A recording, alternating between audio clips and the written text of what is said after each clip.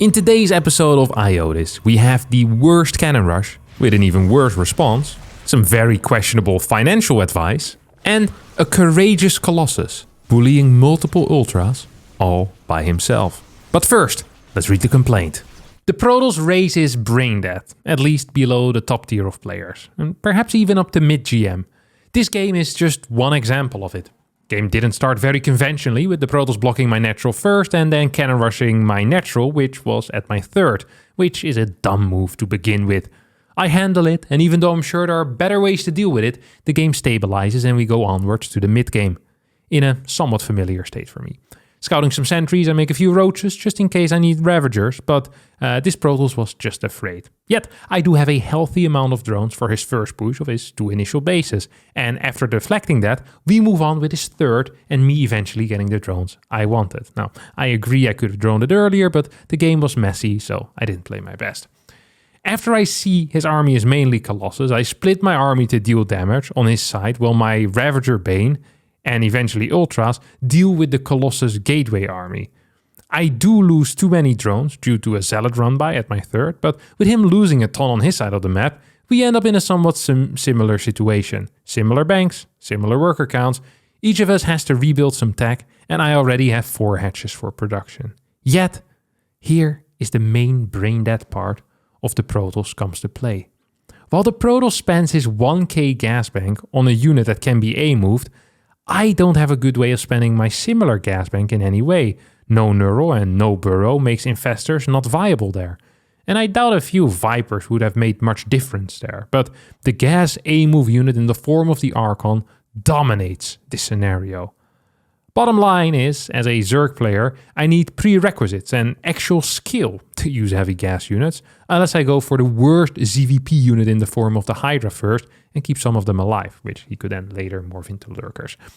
No wonder that on the highest level, where players actually have skill, the Archon doesn't play a big role, requires a buff, and Protoss players rarely win something. As the Zerg and Terran players can use their gas-heavy units and make a lot out of them, but up to the highest level, the Protoss gas sink is just IMBA.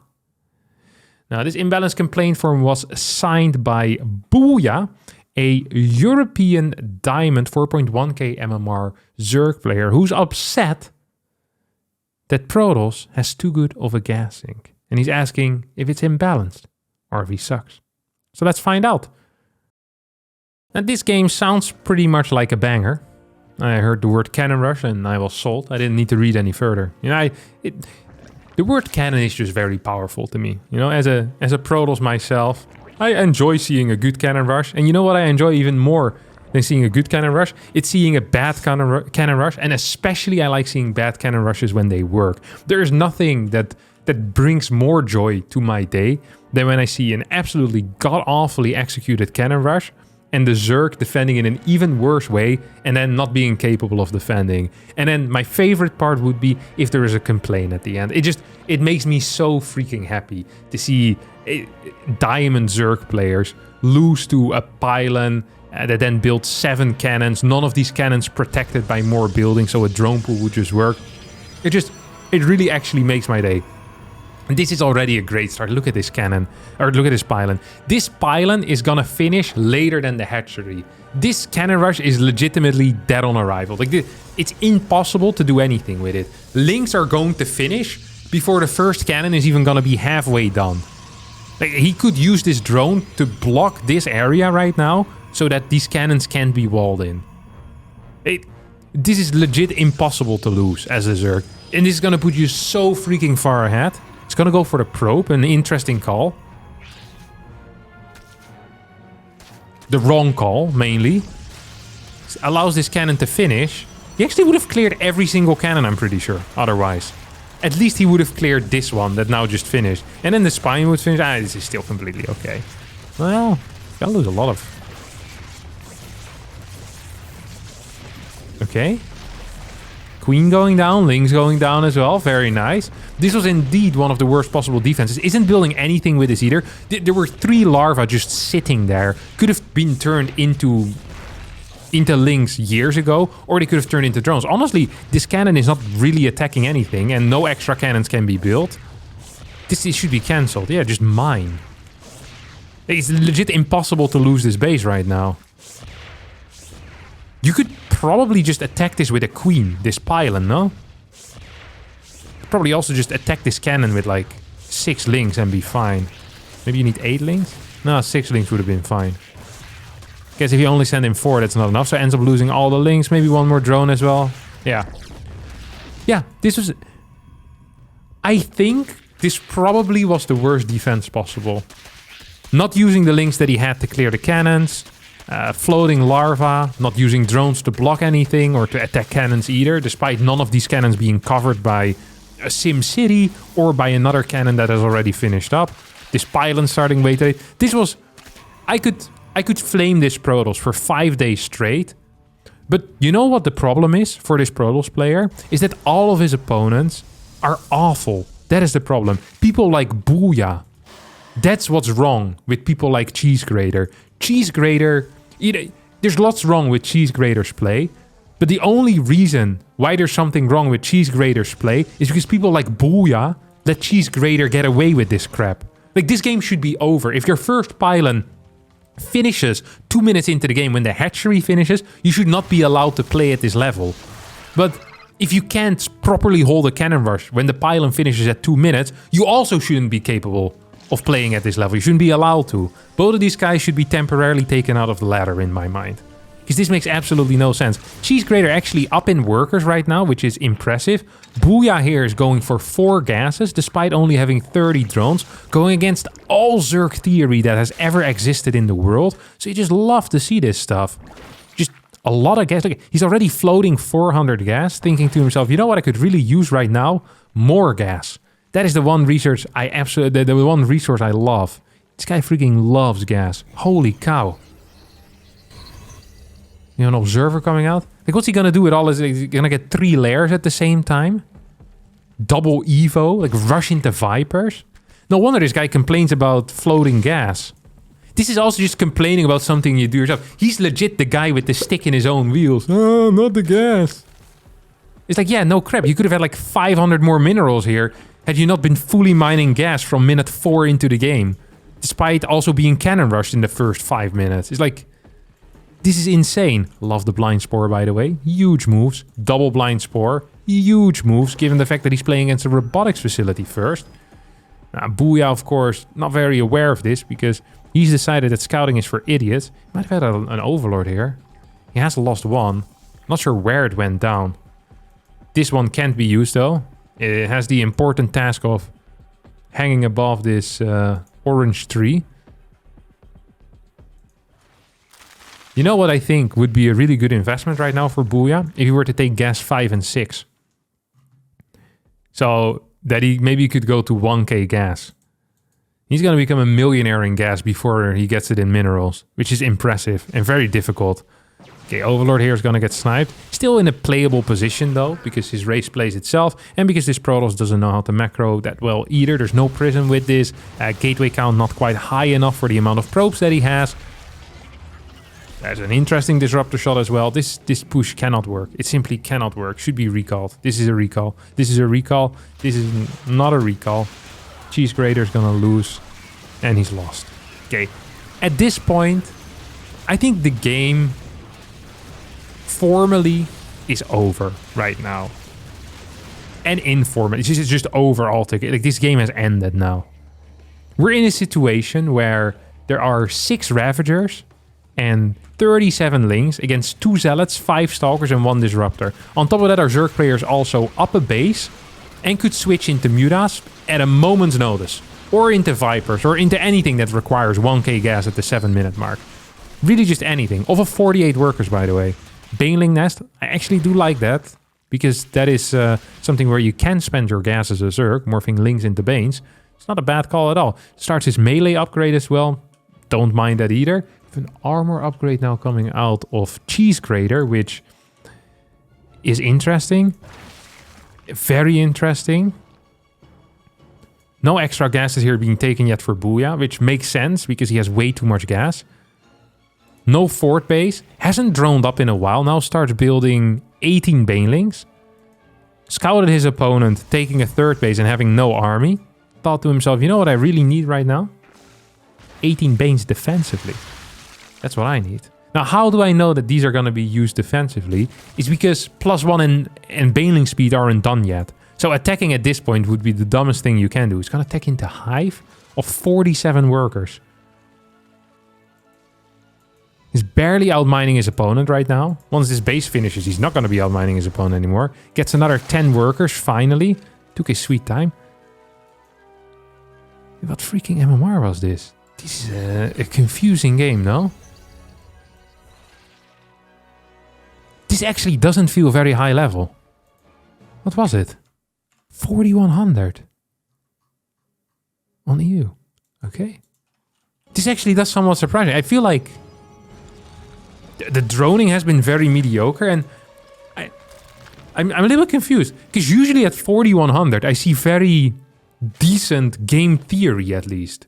Like, go up to 60 drones, like full mineral saturation before you take extra gases. You know, that type of stuff. It's really common.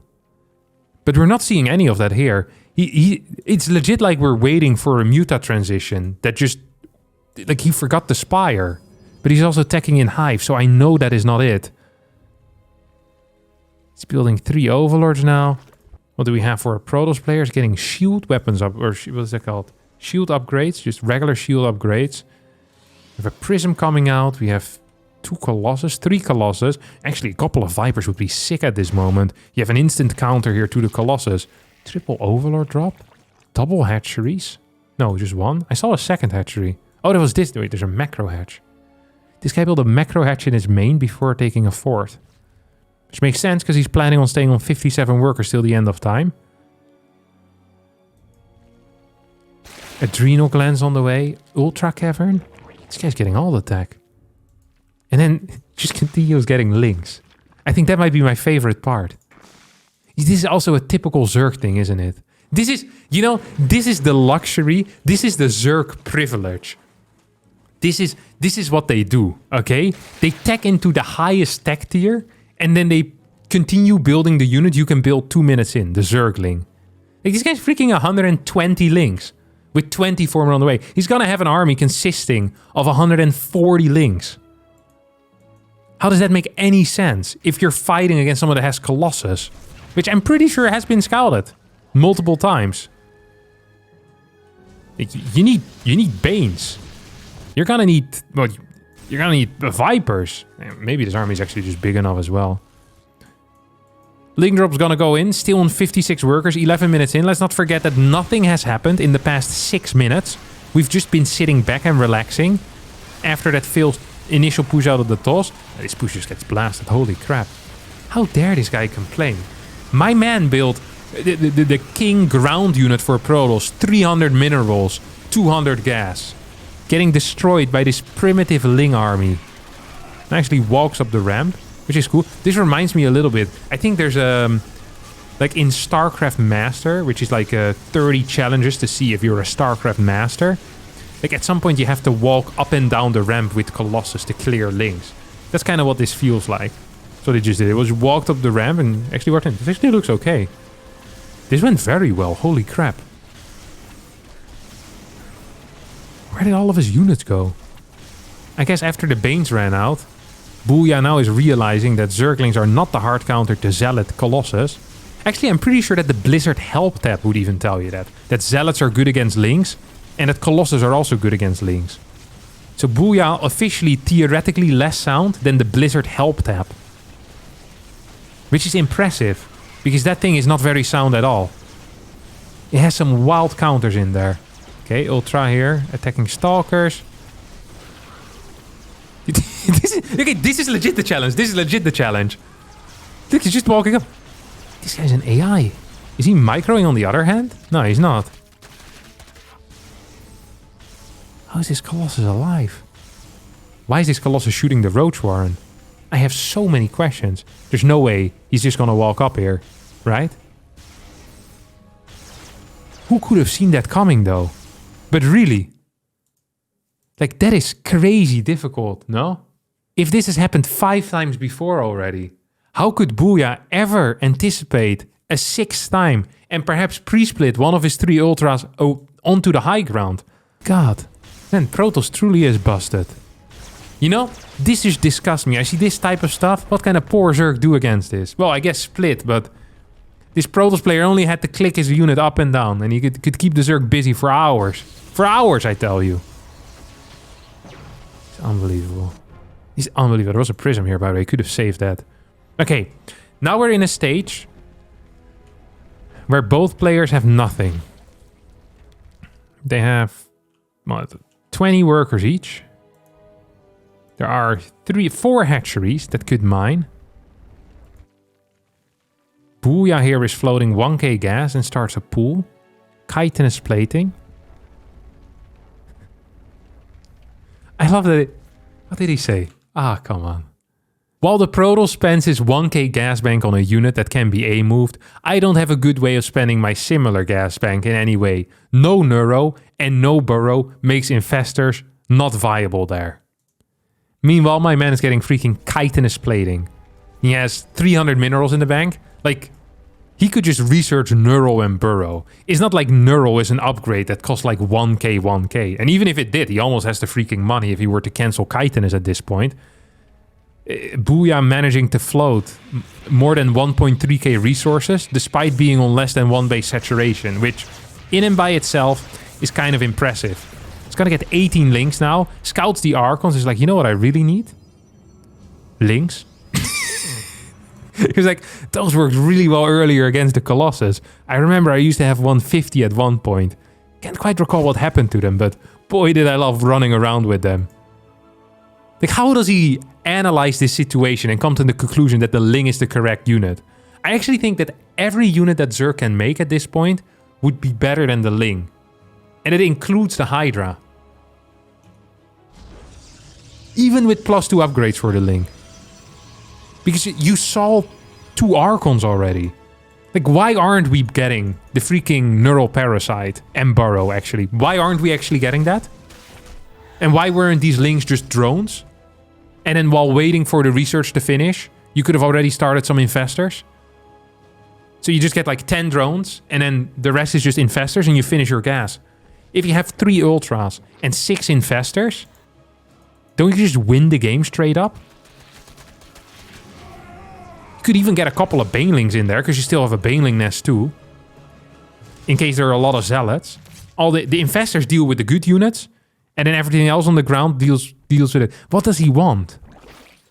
Does he want the infestor to cost no minerals? Or does he want 2 infestors to be capable of forming into a super infestor that has splash damage and a little bit of range, while remaining its energy and neural parasite? You know what this is? This is something I notice with Zerg sometimes. They have the what's it called? The only child syndrome. Is it like main character syndrome, you know? It's like they're the only ones that matter. It's like they can have, you know, for Christmas, what did you get? You know, they ask, Booyah, what did you get for Christmas? Booyah's like, I got a mouse pad, I got a mouse, got a computer, got a keyboard, I got a camera, and a microphone. I like, that's cool, you know, his friends say. And they're like, what did you get, other kid? That's not Booyah. And the other kid that's not Booyah says, I got a water bottle. And Booyah runs home to his parents, crying, "Ma, why did Santa not give me a water bottle too?" It's like, mate, Zerg has so many good tools in this type of situation. Yes, the gas sink is very, very good for TOS. But Protoss also, you don't hear TOS complaining that we don't have a 150 mineral unit with freaking 7 anti-air range that can heal each other. And it basically just defends everything the entire early game. The fact that our supply depots don't fly and act as spotters against the freaking Widowmine drops and Ravens and Mutas and everything. Is like, yes, the races have differences. And Protoss has the ability in the late game, when they've already mined a resource, to optimally utilize the gas resource. And they do this better than all other races. This is true. This is absolutely true. Now, Protoss does not have the ability to build a unit that is 2 supply, that can burrow, requires detection to see, and can take over that gas sink from the Protoss player for free and stay alive. It's not like a Banshee in Warcraft 3 where you have to suck it up, then you lose your Banshee. No, this is, you take it over, you can do it again after. You can fungal as well.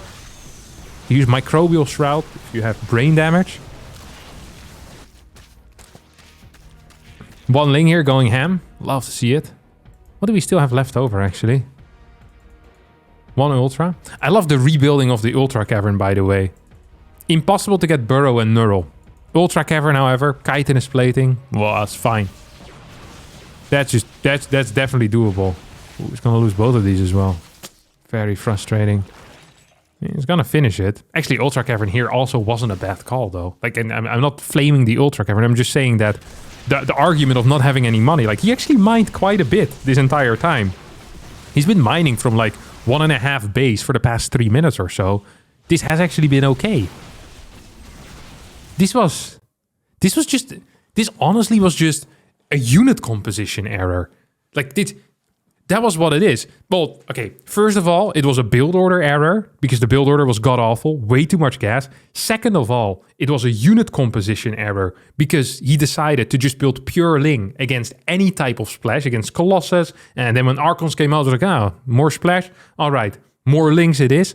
Then on top of that, the control, unit control, not bad because he went for a lot of base trades. I think that was good. I rate the unit control.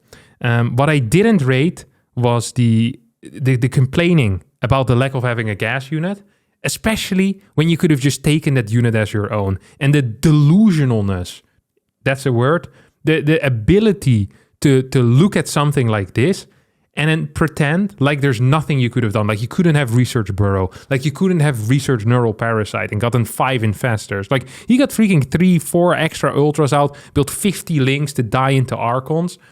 That definitely was possible. So booyah. We put all of that together. And what do we get? You suck. That's what we get. And that's just the way it is. That's going to be it for me today. Thanks all so much for watching. Hope you did enjoy it. If you did, don't forget to hit the like button and subscribe to the channel. I hope to see all of you next time for a new video. If you did, don't forget yeah, that's it. Repeat.